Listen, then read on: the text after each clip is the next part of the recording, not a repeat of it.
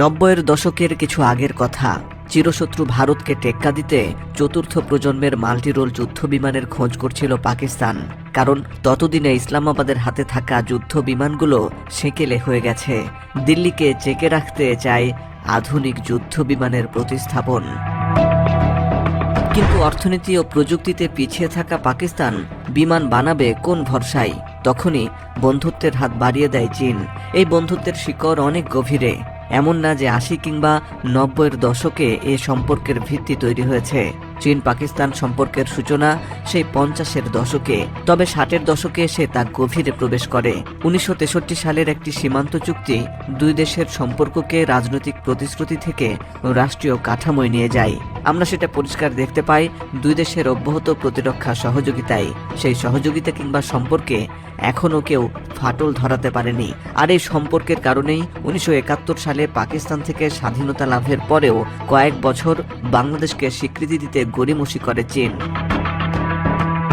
মার্কিনিরা সবসময়ই চীন পাকিস্তান সম্পর্ককে সন্দেহের দৃষ্টিতে দেখে আসছে। ইসলামাবাদের ওপর তারাও নানাভাবে ভর করার চেষ্টা করেছে। পাক আর্মিকে কবজায় রাখতে তাদের হাতে তুলে দেওয়া হয়েছিল F-16-এর মতো যুদ্ধ বিমান।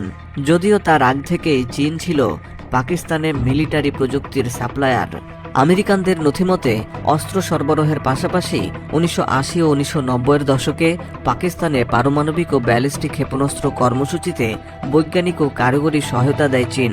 বিশেষ করে 1992 সালে চীন পাকিস্তানকে 34টি স্বল্প পাল্লার M11 ব্যালিস্টিক মিসাইল সরবরাহ করে, যা দুই দেশের সামরিক সহযোগিতার সবচেয়ে গুরুত্বপূর্ণ উন্নয়নগুলোর একটি হিসাবে ধরা হয়।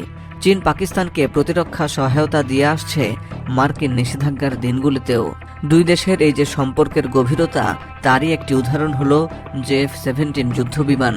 চীনা সহায়তায় ভগ্ন রুগ্ন অর্থনীতির পাকিস্তান এখন এই বিমান তৈরি করে বিক্রিও শুরু করে দিয়েছে। F-17ই প্রথম যুদ্ধবিমান যে নির্মাণ প্রকল্পে পাকিস্তান নিজেরাই জড়িত হয়।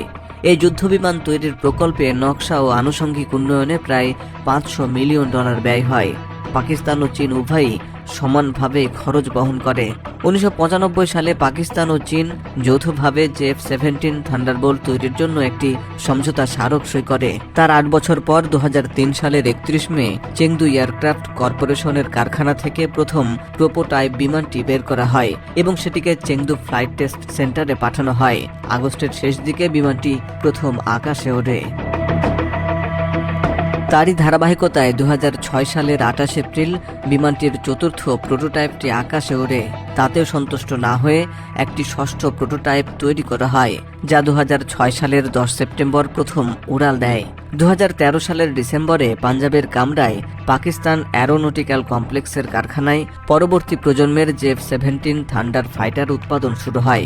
নতুন উন্নত এই F-17 বিমানে মাঝ আকাশে জ্বালানি ভরা উন্নত এভিওনিক্স এবং ইলেকট্রনিক যুদ্ধের সক্ষমতা যুক্ত করা হয়।